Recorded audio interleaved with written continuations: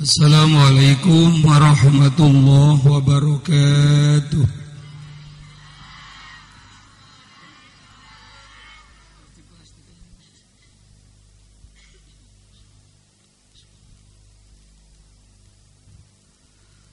Alhamdulillahilladzi arsala rasulahu rahmatan lil alamin. Asyhadu an la ilaha illallah wahdahu la syarika lah wa asyhadu anna sayyidana Muhammadan abduhu wa rasuluh. Allahumma salli wa sallim wa barik ala sayyidina Muhammad wa ala alihi wa sahbihi ajma'in. Rabbi shrah li sadri wa yassir li amri wahlul 'uqdatam min lisani yafqahu qawli, amma ba'd. Para ulama, para kiai, para asatid yang sangat saya muliakan, mohon maaf saya tidak sebutkan satu persatu, terutama guru kita Al-Mukarram Bapak Ki Haji Uji Rusti Haji MAG, para sesepuh tokoh masyarakat yang saya muliakan, wabil khusus panitia peringatan Maulid Nabi besar Muhammad, bapak-bapak, ibu-ibu, para pemuda-pemudi, tamu-tamu Rasulullah, calon-calon penghuni surga yang saya hormati. Ini mohon maaf saya duduk, kaki saya keseleo di Lampung.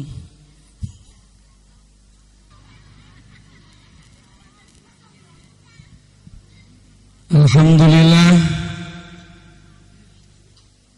dengan asbab kita diundang oleh Allah dan Rasulullah melalui panitia, malam ini kita dapat berkumpul di majelis yang mulia dalam rangka memperingati kelahiran Nabi besar Muhammad. Mudah-mudahan pengorbanan panitia dan mereka yang membantu acara ini, baik harta, pikiran, tenaga, insyaallah akan segera diganti oleh Allah dengan rizki dan pahala yang berlipat ganda. Kita pun yang hadir bersama-sama panitia, malam ini kita berkumpul di sini, insyaallah nanti di akhirat dapat berkumpul dengan Rasulullah di dalam surganya Allah. Syukur yang kedua, alhamdulillah saya bisa hadir. Alhamdulillah ya Bu. Saya pengalaman dakwah sudah dari Aceh sampai Irian, Malaysia, Brunei, Thailand, Singapura, Australia. Baru pertama kali saya ceramah di samping pohon pisang. Ini pengalaman. Berarti orang sini masih kaya, alhamdulillah. Masih punya pohon pisang. Ya Bu, karena saya keseleo ceramah segen banget nih. Lama banget masya.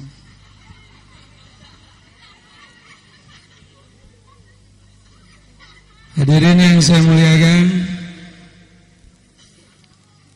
malam ini sebetulnya kita bukan hanya memperingati kelahiran Nabi saja, tapi sekaligus kita peringati 3 peristiwa yang terjadi pada diri Rasulullah Sallallahu Alaihi. Anak-anak diam, jangan ngobrol neng. Tidur aja tidur. Mana 3 peristiwa itu? Yang pertama hari Senin, tanggal 12 Rabiul Awal Nabi kita lahir. Yang kedua hari Senin juga tanggal 12 Rabiul Awal Nabi kita hijrah dari Mekah ke Yang ketiga hari Senin juga tanggal 12 Rabiul Awal Nabi kita wafat. Jadi Nabi kita ini hebat bener. Lahir sama wafat hari, tanggal, bulannya sama. Nabi-nabi yang lain gak ada yang begitu, gak ada. Apalagi orang sini gak ada. Orang sini mah kadang-kadang lahir Rebo, mati Minggu.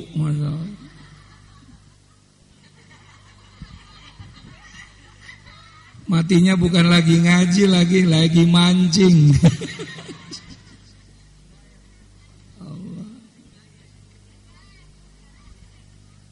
Timbul pertanyaan, Kiai, apakah 3 peristiwa ini ada tujuannya, ada hikmahnya? Ya jelas. Jangankan 3 peristiwa yang terjadi pada diri Rasulullah, seluruh ornamen tubuh yang ada pada kita nih, Allah bikin semua ada tujuannya. Dari rambut sampai jari kaki itu ada tujuannya. Contohnya yang gampang, alis aja alis. Kenapa alis ditaruh di atas mata, bukan di bawah mata?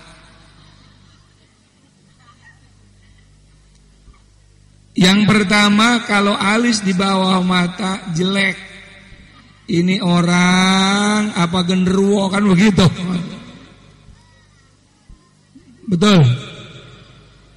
Yang kedua, kalau alis di bawah mata kita cepat rusak. Karena keringat mudah masuk ke dalam mata. Makanya supaya keringat enggak gampang masuk mata, dialirin pakai alis. Betul, Bu?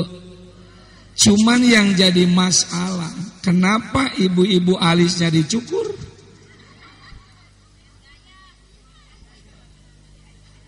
Saya tanya, kenapa Bu alisnya dicukur? Biar suami naruh duit ketahuan, katanya begitu.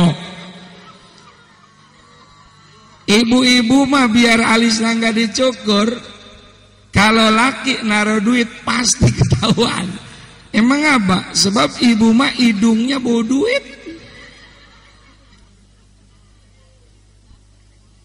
Istri saya. Saya kan punya pesantren 3. Jakarta, Depok ini internasional pesantrennya, dan Cikarang. Saya naruh duit di kitab, ketemu aja.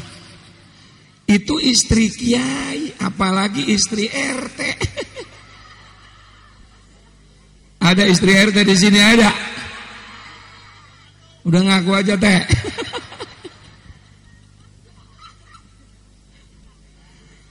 Udah segini aja udah ceramah ya.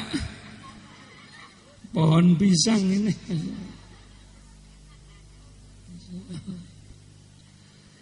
Apa sih hikmah 3 peristiwa itu, Kiai? Yang pertama, dengan lahir dan diutusnya Rasulullah ke alam dunia, alam semesta mendapat rahmatan lil. 1. Yang kedua, hijrah. Hijrah mengandung unsur perjuangan. Betul. Hidup di dunia bukan untuk senang-senang. Hidup di dunia bukan untuk santai. Hidup di dunia bukan untuk mabok. Hidup di dunia bukan untuk judi, tapi untuk berjuang. Ini hidup ini nggak lama. Terus nih, cuman menentukan alam-alam yang akan kita lalui. Makanya setiap bayi lahir pasti nangis. Betul? Nggak nangis digebuk sama bidan supaya nangis. Betul kan? Apa sebabnya bayi nangis? Yang pertama, mampukah aku menghadapi tantangan hidup dunia ini? Nangis. Yang kedua, kenapa bayi nangis? Kaget ngelihat bapaknya. Emang apa? Lah di dalam nggak ada kumisan, keluar ada kumisnya, kata ibu, makanya nangis kaget. Nenek-nenek udah lupa, jangan ikut tawa udah.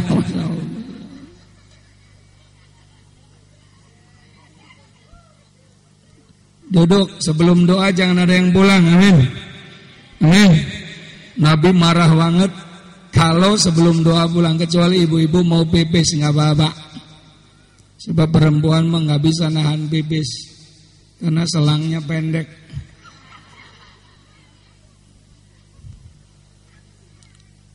Terus nih. Jadi hidup ini adalah untuk berjuang. Tapi ingat, tidak boleh sembarang berjuang. Perjuangan yang kita lakonin harus ikut aturan Allah dan Rasul. Betul? Jangan ngikuti aturan iblis dan setan. Emang apa Kiai? Karena toh akhirnya kita akan mati. Ini kita nih kedap-kedip begini, enggak ada calon presiden atau juga kagak ada. Calon menteri jauh, betul. Ini semua calon mati. Kita kedap-kedik di bawah pohon pisang. Ini kan lagi nungguin mati. Dengerin. Emang nungguin jadi DPR? Emang nungguin jadi menteri? Jauh. Lagi nungguin.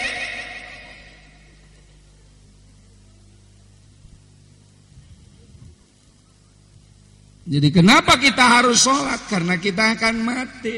Kenapa kita harus muludan? Karena kita akan mati. Kenapa kita jangan mabok? Karena kita akan mati. Kenapa kita muludan? Karena kita akan mati. Isma syi'ta fa innaka mayitun. Silakan Anda hidup bebas. Mau enggak sembahyang silakan, mau enggak ngaji silakan, mau enggak puasa silakan, mau judi, mau mabok, mau main perempuan silakan. Tapi ingat, fa innaka mayitun, suatu saat kau akan mati. Ketemu Allah. Mati bukan akhir segala persoalan, tapi mati awal segala persoalan. Kenapa melotot? Itu melotot ngedip dong. Jadi saya ngering lihatnya, ya Allah. Saya baru tumben ceramah dipelototin nenek-nenek begini. Mau tahu begini kagak datang gua dah.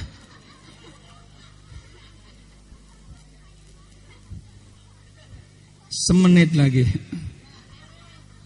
Mari kita bahas serba sedikit. Amin. Yang pertama, dengan lahir dan diutusnya Rasulullah ke alam dunia ini, alam semesta mendapat rahmat. Alhamdulillah. Wa ma arsalnaka illa rahmatan lil alamin. Dan tidaklah aku diutus oleh Allah ke alam dunia ini melainkan untuk membawa rahmat bagi semesta alam. Apa sih pengertian rahmat, Kiai? Saya buka berbagai kitab. Rahmat itu artinya luas. Di antaranya rahmat ini mengandung pengertian ketenangan. Hidup di dunia kalau pengen tenang, rahmat Allah harus kita miliki. Betul, Bu? Biar duit banyak, kebun lebar, rumah kayak istana, bini cakep, laki keren. Kalau rahmat Allah nggak ada, nggak bakalan tenang. Lihat di kota-kota, rumah kayak istana, mobil nggak kehitung, duit banyak banget. Bini nggak betah di rumah, laki nggak betah di rumah. Laki nyeleweng, bini nyeleweng. Kata bininya, bapak bisa, aku juga bisa. Di kota mah perempuan banyak yang brengsek. Kalau di sini alhamdulillah sama.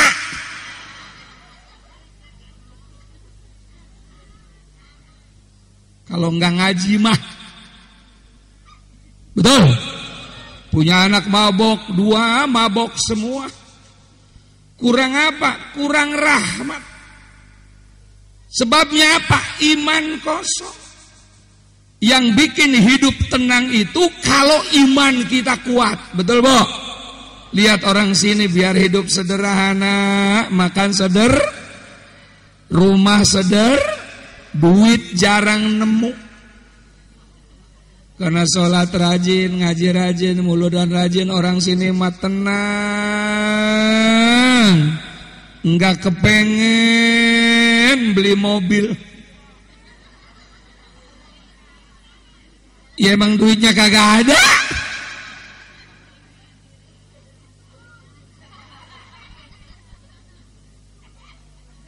Betul. Jadi kalau pengen tenang itu iman kudu kuat, rahmat baru ada. Betul. Baru tenang. Makanya ibu-ibu yang punya anak perawan, betul. Supaya rumah tangganya tenang, kawinin sama si rahmat. Ada rahmat di sini ada. Rahmat juga kalau nggak sembahyang tetap aja sambar geledek kan gitu. Semenit lagi. Ini nenek-nenek mau kemana nenek-nenek? Ya, kampung begini bang. Mundar mandir mulu. Udah duduk. Terus nih. Emang apa Nabi diutus untuk membawa ketenangan? Emang dulu waktu Nabi belum diutus negara kacau? Akhlak rusak, betul. Persatuan pecah. Ekonomi morat-marit. Akhlak rusak. Mabuk merajalela. Para pejabat pada korupsi dulu. Sekarang mah alhamdulillah lebih parah. Betul. Lebih parah sekarang. Terus nih, Allah mempunyai sifat Rahman Rahim. Diutuslah Nabi besar Muhammad sallallahu alaihi. Alhamdulillah 23 tahun selesai. Yang korupsi pada taubat, yang gak kenal Allah pada kenal Allah, yang mabuk pada bener, yang judi pada insaf. Ekonomi morat marit jadi berkah 23 tahun. Kok bisa Kiai? Lah bisa. Caranya gimana? Rasulullah pertama kali diutus oleh Allah bukan ngebangun jalan tol dulu, bukan ngebangun gedung dulu, bukan ngebangun kantor dulu. Yang dibangun oleh Rasulullah tuh manusianya dulu, manusianya. Makanya SK pertama innama bu'ittu liutammima makarimal akhlak. Sesungguhnya aku diutus oleh Allah ke alam dunia ini melainkan untuk menyempurnakan akhlak manusia. Artinya memanusiakan Emang apa manusia dimanusiakan? Dulu kan manusia kelihatannya manusia, tapi kelakuannya setan. Lah anak sendiri, dikandung oleh bininya sendiri. Begitu lahir perempuan, digoreng tuh anak. Dikubur, dimatiin. Makanya kalau memperingati Maulid Nabi, yang harus bersyukur ibu-ibu, yang nyumbang gede hurus ibu. Kalau gak ada Nabi, gak ada perempuan begini, mati semua digoreng, bener-bener.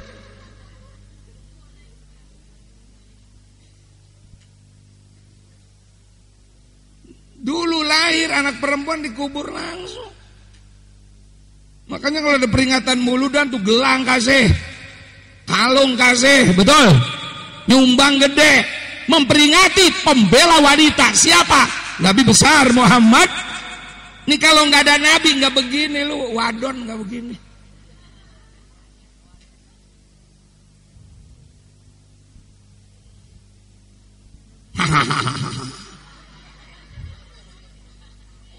Emang dulu perempuan ada harganya dulu, sampah dulu perempuan. Sekarang aja pada belagu.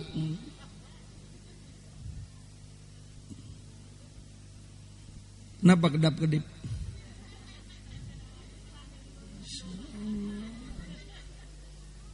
Terus nih, lah anak sendiri lahir perempuan dikubur. Orang kalau nggak ada imannya, nggak ada akhlaknya, ulaika kal an'am balhum adall. Orang manusia kalau nggak ada imannya, nggak ada agamanya, itu kayak binatang, bakal lebih jahat daripada bajing, paling nyolong kelapa atu. Tapi kalau bajingan aspal dimakan. Makanya jalan cepat pada rusak, betul. Lah baru di aspal pada rusak, orang separuh dimakan bajingan.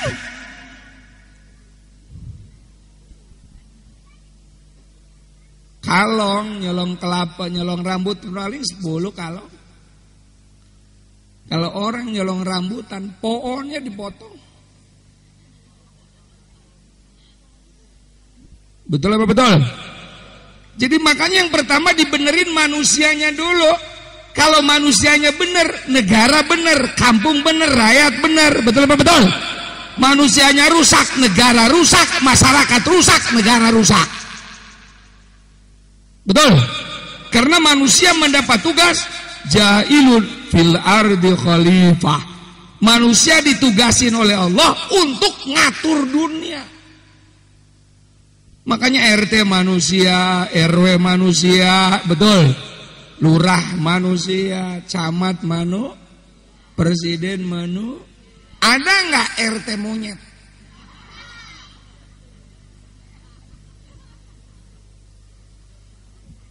Jadi kalau manusia yang ngaturnya bener, betul apa betul? Ini Indonesia bener. Kenapa Indonesia kocar-kacir begini? Betul apa betul? Emang yang ngaturnya pada breng. Niat jadi DPR pada nggak bener, makanya nggak pilih pada gila DPR. Pada sinting, betul apa betul? Pada mampus, betul. Coba kalau jadi model begitu.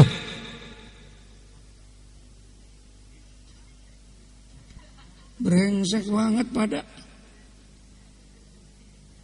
Saya kalau ceramah samping pohon pisang sering kesurupan engkong nih.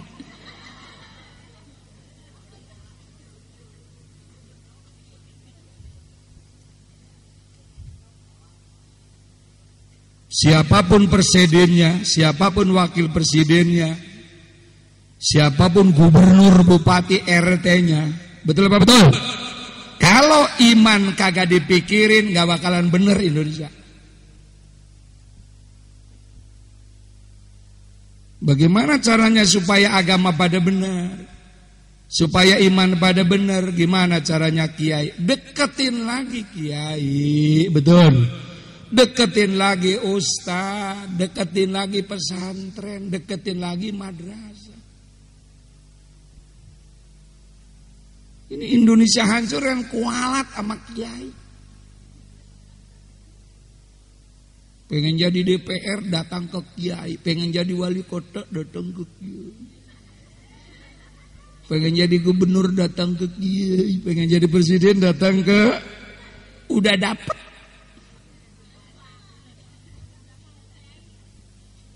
Orang kiai kayak steger, tahu nggak steger?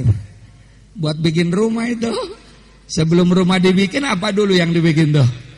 Steger didandanin, dipakuin biar kuat, betul apa betul? Nah udah jadi ditaruh di mana steger itu?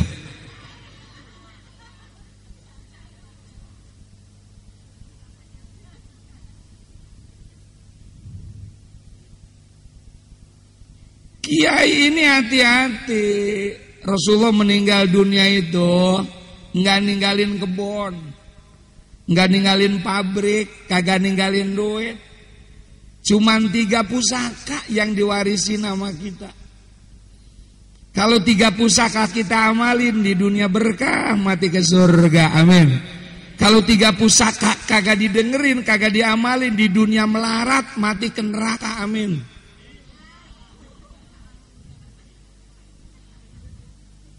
Makanya ngaji itu jangan tidur, neraka, amin. Apa 3 pusaka Kiai? Yang pertama Al-Quran, yang kedua Al-Hadits, yang ketiga Al-Ulama warasatul Anbiya. Ulama, kiai, ustad itu pewaris Nabi. Laulal ulama lakana nasu kal bahaim. Kalau nggak ada kiai, nggak ada pesantren, nggak ada ulama, ini manusia kayak binatang, kagak ngerti haram dan halal. Betul. Makanya kiai itu makhluk langka, harus dilindungi.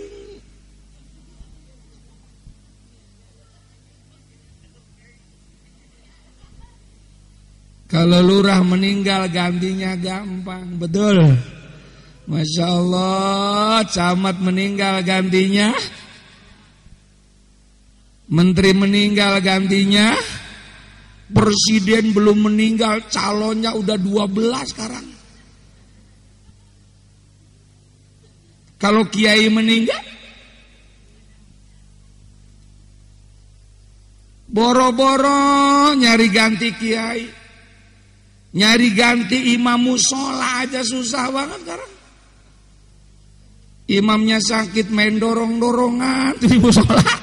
Lu aja, angos lah, lu aja. Enggak, soalnya gua lagi, lu aja.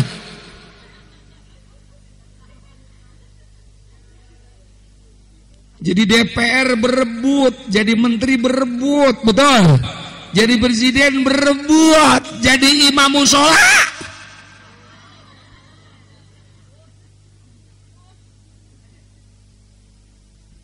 Lah aki-aki ngimamin, belum pernah ngimamin, bacain nakeder nggak selesai. Inna atayna kal kautsar wasalli li rabbika wanhar. Ina kata makmum innalillahi kong. Inna lillahi wa inna ilaihi rajiun. Kata makmum modar gua ini.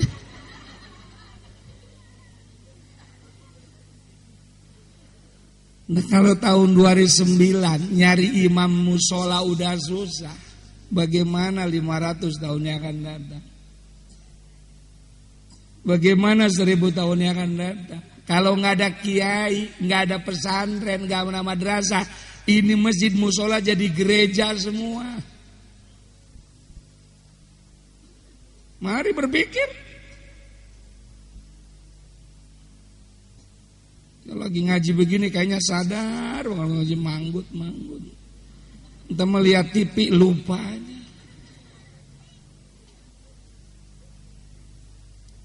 Terus nih, ya Allah, ngeri banget karena. Makanya Rasulullah bersabda, inna min asyratis sa'a, ciri-ciri dunia ini akan mengalami kehancuran itu melalui 4 tahap. Sekarang udah berlaku di Indonesia. Yang pertama ayur fa'al ilim, diangkatnya ilmu agama. Yang dimaksud diangkat ilmu agama bukan Qur'annya hilang, bukan hadisnya hilang, bukan kitab-kitab kuningnya pada hilang, tapi kiai, ulama, ustad meninggal gantinya nggak ada yang pirang minat jadi kiai, kagak ada. Allah, susah ganti. Bener saya ngomong nih. Susah. Makanya saya ini sekjen ulama NU seluruh Indonesia. Jadi saya nggak di partai, Pak. Jadi kiai tukang kunut, kiai tukang tahlil, kiai tukang muludan, itu se-Indonesia itu pimpinannya saya, sekjennya. Se-Indonesia. Pernah ngadakan muktamar Islam internasional 4 bulan yang lalu di Hotel Borobudur. Ada satu makalah nenek-nenek yang ngeri kita seluruh dunia merasakan. Emang apa? Judulnya, pastor semakin banyak, pendeta semakin banyak, ustadz kiai semakin habis. Kita bahas 3 hari 3 malam penyebabnya apa ini. Satu penyebabnya, pastor mah bangga, jadi pendeta bangga. Emang apa? Lah gajinya 10 juta tiap bulan. Dari mana? Dari gereja. Tromol gereja. Orang Kristen tuh disiplin. Kalau hari Minggu punya duit 500 ribu, semua dimasukkan kotak gereja. Yesus memberkati. Begitu. Jadi teman saya di Jakarta yang sudah doktor, profesor 15 juta gajinya. Makanya pastor pendeta ke Kalimantan 2 bulan, 3 bulan, tenang aja. Orang anaknya digaji sama gereja. Coba kiai model saya ke Kalimantan 2 bulan. Bini mampus, anak mampus. Di sini kesalahan umat Islam di sini sekarang. Goblok banget kita ini. Dengerin saya ngomong nih. Kan jarang banget dengerin ceramah begini ya. Makanya amplop lainin amplop. Kan ini mah profesor doktor nih mah udah. Sekolahnya juga lama, nyantrenya juga lama banget.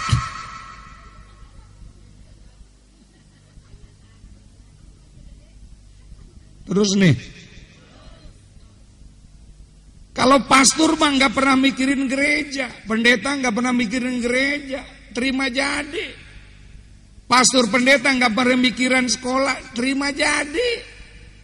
Pastor pendeta nggak pernah mikirin rumah sakit Kristen, terima jadi.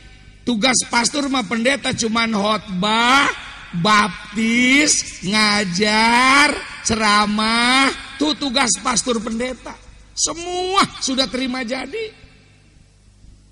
Coba kiai model saya pengen punya pesantren, nyari duit sendiri, nyari amal sendiri, ngajar sendiri, tahajud sendiri, ngatur tukang sendiri. Nggak pada mampus juga bagus kiai.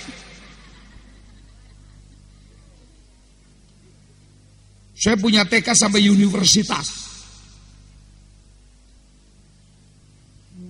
Hebat. Apa pernah pemerintah nih 7 miliar kasih pesantren? Saya nggak ada.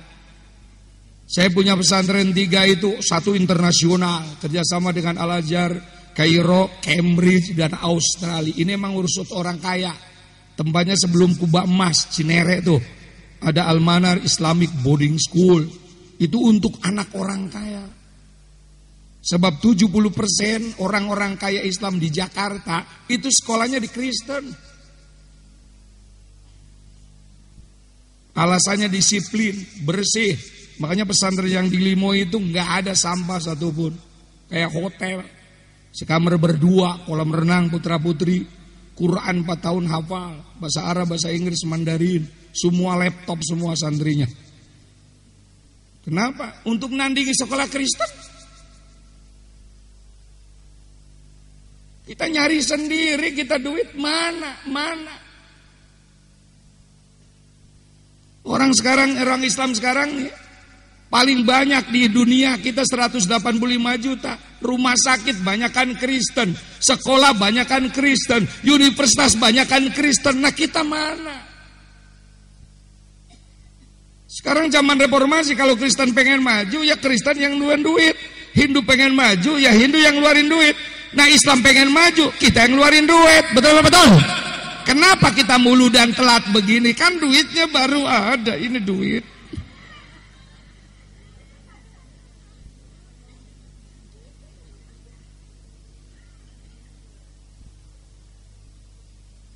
Bukan orang Islam, bukan kere-kere, pelit. Yang wajib kagak diamalin, yang sunat kagak diamalin, yang makruh haram pada dibelain. Itu kelemahan kita, betul apa betul? Contohnya nggak usah yang muluk-muluk, ngerokok aja ngerokok. Saya pernah diminta seminar oleh Badan Narkotika Nasional, judulnya bahaya narkotik dan rokok. Jam 8 dokter nyalain mulu orang rokok, nyalain. Giliran saya jam 10 dokter tapi kiai, caranya kan lain kiai mah. Kata saya tidak semua orang merokok bahaya, kata saya begitu. Ada juga kehebatan orang merokok. Kasa peserta ribut, waduh nggak cocok nih, nggak cocok katanya begitu. Apa kehebatan orang merokok? Yang pertama pemberani, kata saya begitu. Berani apa? Berani minta. Cuman modal korek, nggak punya malu, rokok mana, bener-bener Masya Allah. Udah nggak punya rasa malu, minta.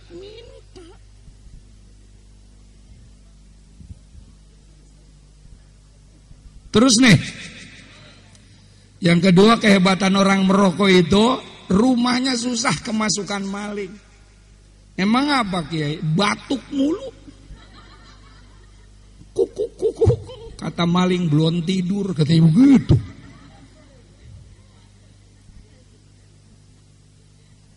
Yang ketiga kehebatan orang merokok itu kata saya awet muda. Jadi kalau pengen awet muda, perbanyak merokok. Dijamin nggak tua-tua, kata saya begitu. Emang apa Kiai? Lah orang sebelum tua udah mampus, kata saya begitu. Ada yang ngomong lah yang ngerokok mati, yang ngerokok juga mati, kata begitu. Tapi yang ngerokok matinya disiksa dulu, bengek dulu, ampak dulu, kan begitu, betul apa betul? Silakan Bapak ngerokok, saya nggak ngelarang. Mau kencing lagi, Bu? Tega banget main diri aja, Masya Allah. Udah yang mau kencing aja duluan, jangan lagi ceramah pada begini. Semenit lagi.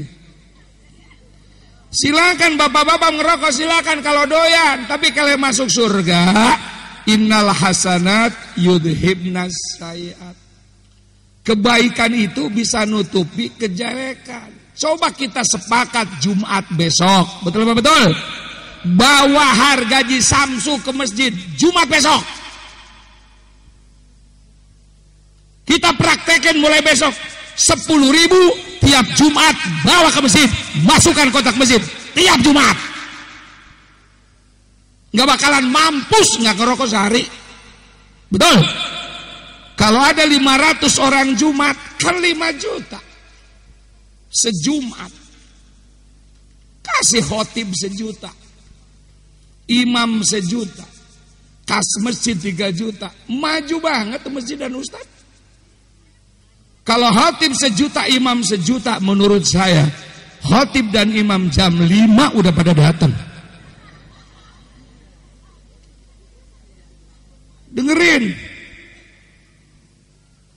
Dengerin saya ngomong. Imam Masjid Haram Syekh Sudes pernah diundang ke Indonesia. Berapa gajinya? 65 juta sebulan.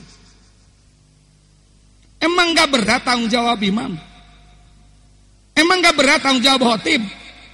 Itu imam itu tanggung jawab kepada makmum goblok. Dengerin saya ngomong.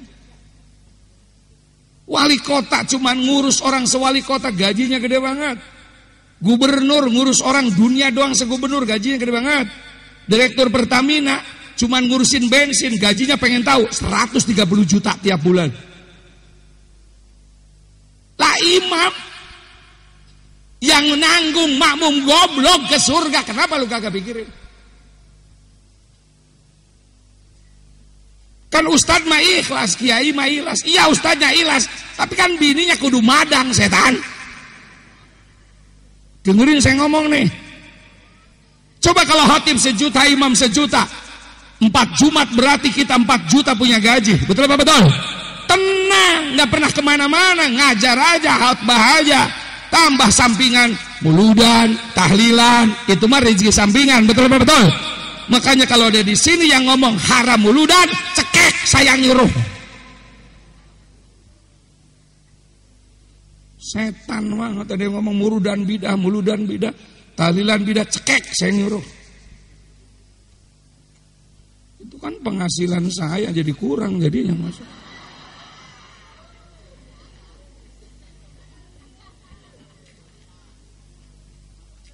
Kalau nggak ada muludan nih anak cucu kita nggak kenal Rasulullah, betul apa betul? Kalau nggak ada muludan nggak kenal Nabi Muhammad siapa? Apalagi sekarang TV gurunya.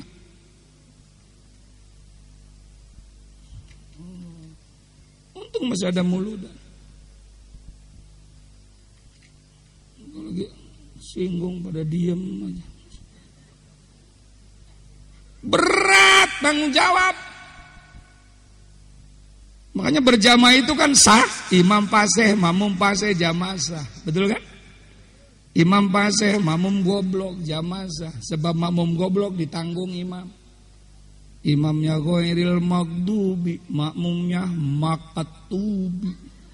Kata malaikat dikurangi, enggak. Emang apa kan ditanggung imam?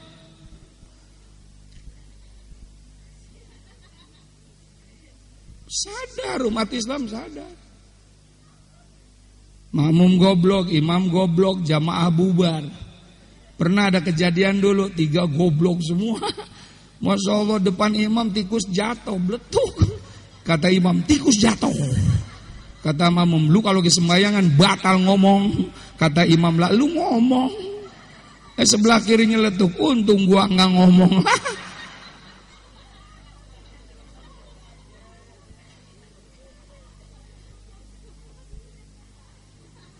Terus nih, jadi sekarang Indonesia ini hancur, kualat sama kiai. Artis disanjung-sanjung, pelawak disanjung-sanjung, penyanyi disanjung-sanjung, kiai. Dewi Persik dipanggil 7 lagu 130 juta nyanyi dangdut Dewi Persik. Kiai muludan ngundang 2, panitia bingung berapa amplopnya.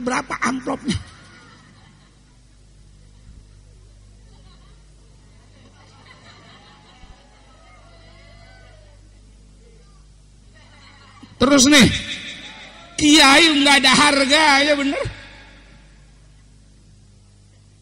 2 tahun yang lalu saya pernah mimpin si Tukul pergi haji 4 mata. Kenal nggak si Tukul? Cakepan mana muka saya sama si Tukul? Kalau ngomong cakepan si Tukul, lu ke neraka bareng si Tukul. Tuh depan kiai aja berani ngomong cakepan si Tukul. Kan berarti kan cinta banget sama pelawak. Keluar dari masjid diserbu, semua pengen dipoto sama si Tukul. Mas foto, semua bangga banget dipoto sama si Tukul. Lah saya kiai nggak ada yang ngajak barang atuh.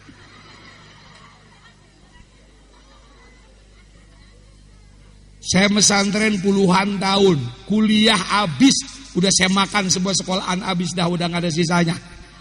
Enggak pernah menemukan sepotong ayat Quran, sepotong hadis, pelawak, penyanyi nanti di akhirat ngajak kita ke surga. Enggak ada.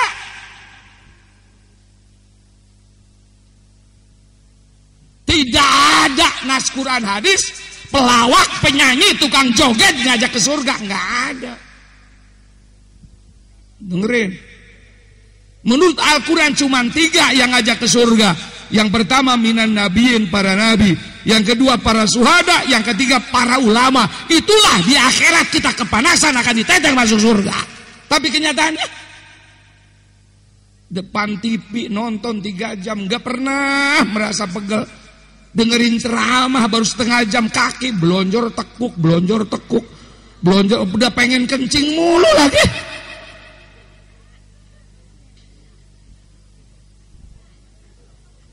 Mari berpikir, menu berkah hidup.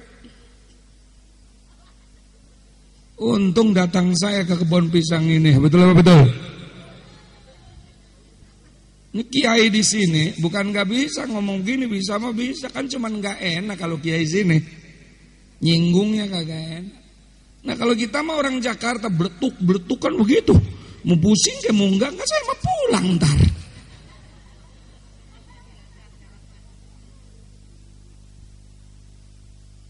Terus nih, suruh sembahyang pada enggak sembahyang, suruh ngaji pada enggak ngaji, musola pada kosong. Kalau subuh dari mana-mana pada datang, yang nempel sama musola kagak datang. Tahajud pada ogah, nonton bola sampai subuh. Kacang habis 3 bungkus, rokok 3 bungkus, kopi 3 teko. Tahajud enggak. Itu kalau Allah wataknya kayak saya cekekin semua benar-benar. Memang kurang bagaimana Allah sayangnya sama kita. Minta laki Allah kasih, minta bini Allah, minta anak Allah kasih, minta rumah Allah kasih, minta kerjaan Allah kasih, minta motor Allah kasih. Emang itu punya semua? Itu kan punya Allah semua. Masa suruh sembahyang berjamaah aja kagak datang-datang? Kalau Allah wataknya kayak saya udah saya cekekin sini orang sini. Bener-bener saya cekekin. Saya emang kalau lagi lapar begini ceramah. Ya kan di mana-mana mah Kiai Jakarta sebelum ceramah suruh makan dulu.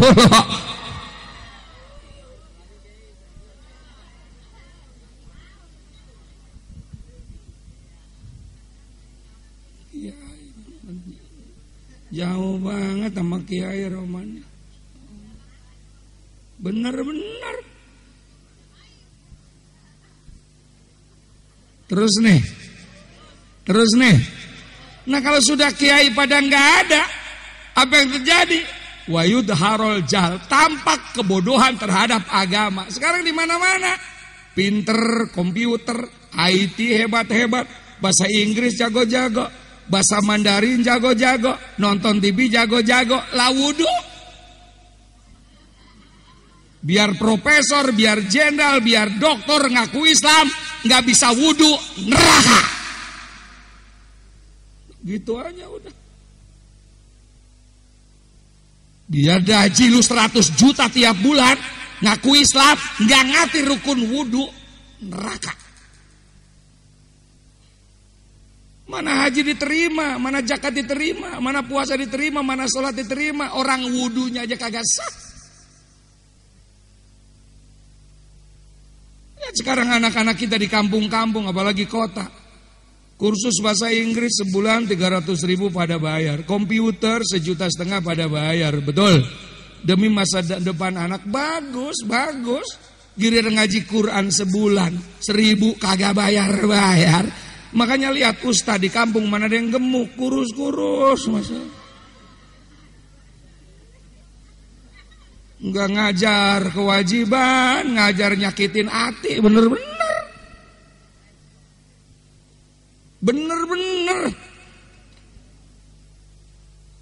Emang matematik bisa ngajak ke surga?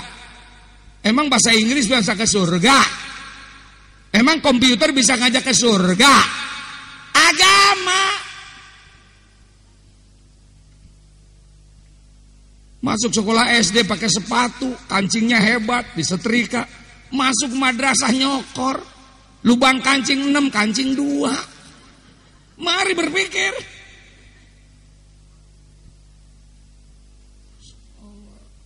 Mumpung saya kesini, kemasukan setan pisang kali ini.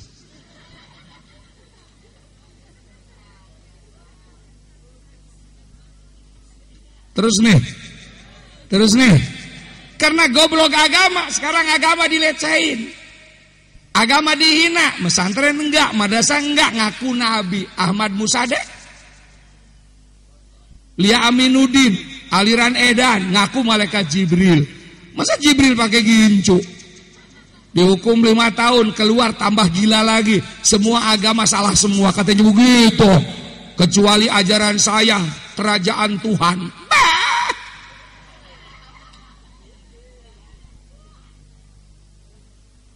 Makanya pemerintah kita sudah melarang Islam sesat ini, jumlahnya 321.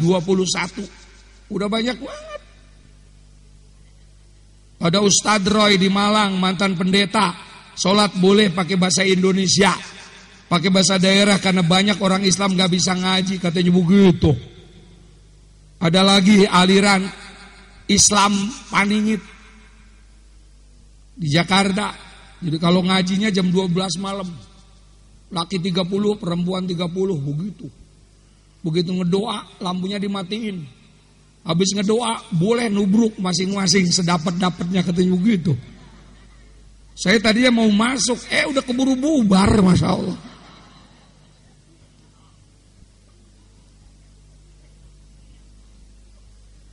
Ada lagi di Amerika, perempuan, namanya Aminah Wadud. Ajarannya katanya laki perempuan sama. Jadi kalau laki boleh ngimamin perempuan, perempuan juga boleh ngimamin laki-laki. Jadi kalau Jumat khotib perempuan, imam perempuan, makmum bapak-bapak, katanya persamaan. Apanya yang sama? Kencingnya aja lain. Maaf, ibu bisa nggak pipis masuk botol aqua?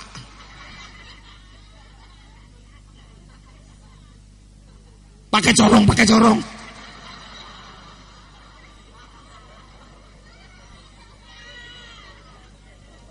Makanya perempuan tuh nggak boleh ngelawan suami, ngurusin kencing aja belum lempeng. Boleh tuh lawan laki kalau kencing lu udah lempeng.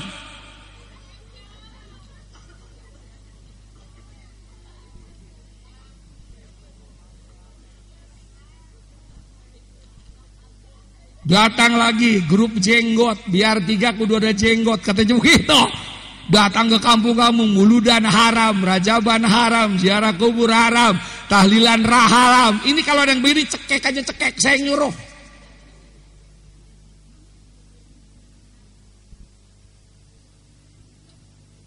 Brengsek banget pada.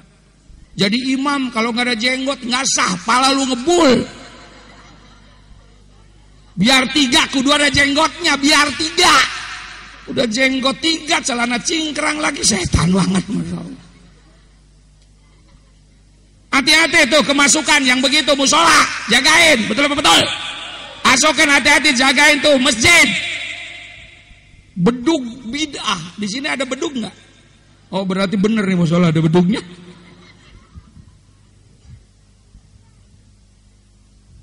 Gedein tuh bedug. Kalau udah ngomong bid'ah, bedug bid'ah, lu jejekin pakai bedug tuh yang ngomongnya begitu. Siapa yang nyuruh? Saya yang nyuruh. Kudu digalakin orang begitu mah. Betul apa betul? Kalau kagak digalakin kurang ajar banget.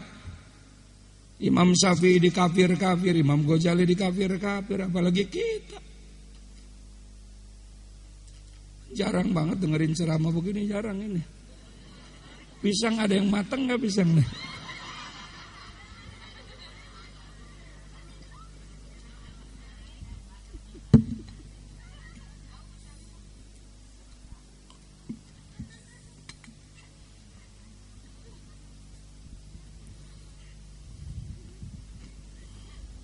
Semenit lagi. Nah kalau sudah agama rusak apa yang terjadi? Wa yusrobal hom, mabok merajalela. Kenapa anak muda pada mabok? Karena nggak ngerti agama, nggak ngerti. Kenapa nggak ngerti agama? Nggak masuk madrasah, nggak masuk pesantren. Tunjukkan kepada saya mana ada pesantren mabok, mana ada madrasah mabok. Imannya kuat. Hasil laporan polisi tahun 2008, anak usia SD, SMP, SMA yang sudah kena narkoba se-Indonesia sudah 1,5 juta se-Indonesia. Jadi narkoba itu corong Yahudi, narkoba itu corong setan untuk menghancurkan anak-anak kita. Dulu yang mabok di kota, sekarang ke kampung. Dulu yang mabok anak orang kafir, sekarang anak orang Islam. Dulu yang mabok si Robert, si Joni, si Alex, sekarang Samsuri mabok. Soleh, Ucup mabok, Ucup. Udin mabok, Udin. Ada Udin di sini ada.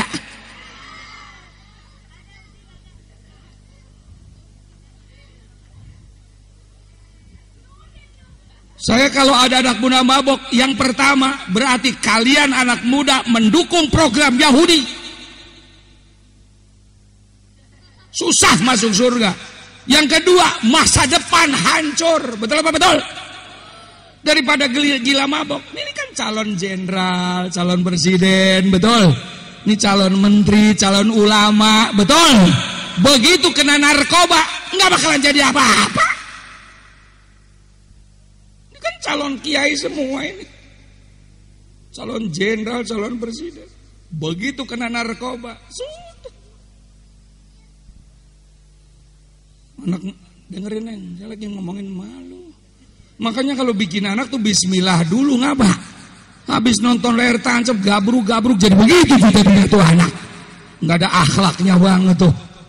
Bismillah dulu, bismillah. Bikin anak tuh bismillah. Habis nonton layar tancap langsung gabruk begitu jadinya tuh. Malu siapa namanya? Mana Maya?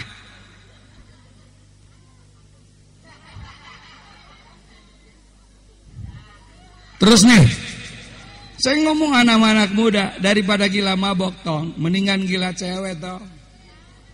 Kalau gila cewek punya nilai estetika, rasa keindahan.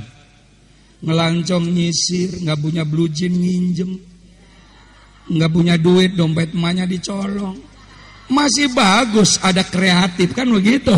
Lah mabok. Saya aja punya ayam mabok langsung saya potong. Bu bisa ada apa Pak? Ayam mabok, potong langsung. Makanya Bapak Ibu kalau punya anak mabok, potong aja, potong. Apalagi beras lagi mahal begini, potong aja. Mendingan miara kambing laku dijual, anak mabok. Besok potongin, besok. Saya yang nyuruh. Insya Allah ditangkap sama polisi lu motong anak.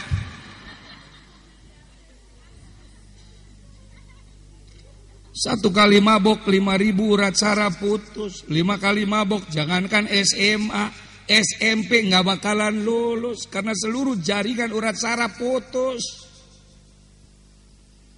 Boro-boro jadi jenderal, boro-boro jadi ulama, boro-boro jadi kiai. Hansip aja nggak kepilih anak mabok, betul?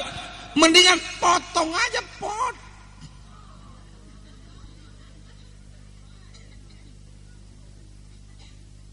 Ini kan calon gubernur, calon presiden, betul? Calon ulama, calon pemimpin di masa yang akan datang. Kalau kena narkoba, habis. Haram narkoba haram, kecuali ibu-ibu. Kalau ibu-ibu mempergunakan narkoba boleh, nggak haram ibu mah. Apa narkoba kiai? Narik kolor bapak. Narkoba, narik kolor.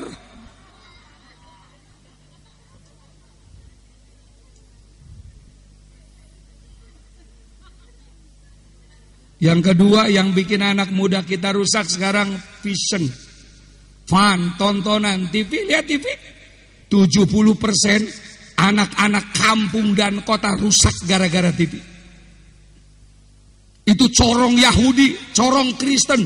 99% itu TV punya Kristen. Dulu di kampung sebelum ada TV maghrib sampai isya pada ngaji dulu. Aninun, ban bin bun, tantin dulu kan begitu. Bapak taba, mim domamu taba tata, bapamu buta do. Rumah sono Allah wujud kidam baka mukhalafatul lil hawadisi. Rumah sono ya Rabbi bil Mustafa balik maqasidana. Makanya nih jadi pada benar. Ini kan didikan emak kita dulu. Sekarang suara begini habis diganti TV semua. Rumah sono cek dung cek dung dung cek dung cek dung dung cek rumah sono cek. Bapaknya malam Jumat di musola, la ilaha illallah, la ilaha illallah. Anaknya cek dung dung cek dung dung cek. Jangan heran sekarang bapaknya haji, anaknya nggak bisa ngaji banyak banget. Bapaknya sembayang, ibunya sembayang, anak kagak sembayang banyak banget.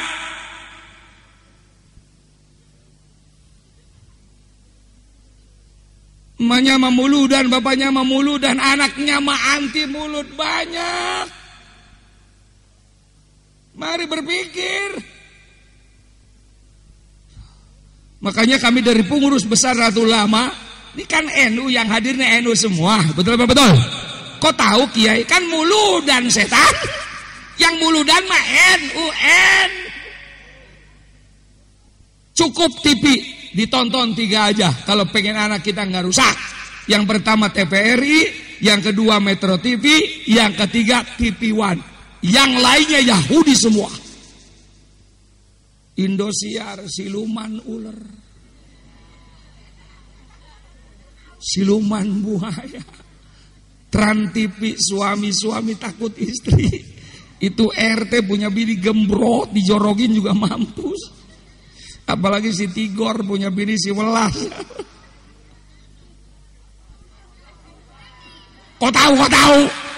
Nah tahu, saya kan kiai gaul ngerti.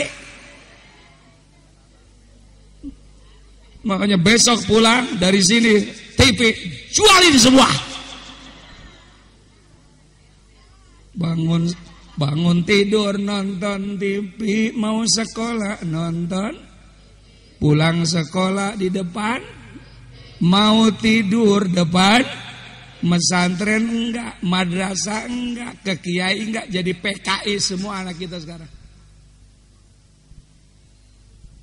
Tuh kata kucing, emang bener. Kucing emang bener. Kucing.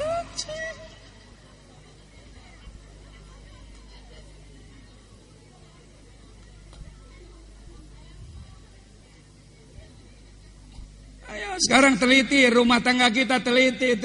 Ayo. Makanya nih ya, habis ibu-ibu bapak-bapak bikin anak pada doyan banget, nggak kenal hujan, nggak kenal panas, betul apa betul? Doyan banget rumahnya tuh bikin anak. Ngedidiknya yang bener, ngedid.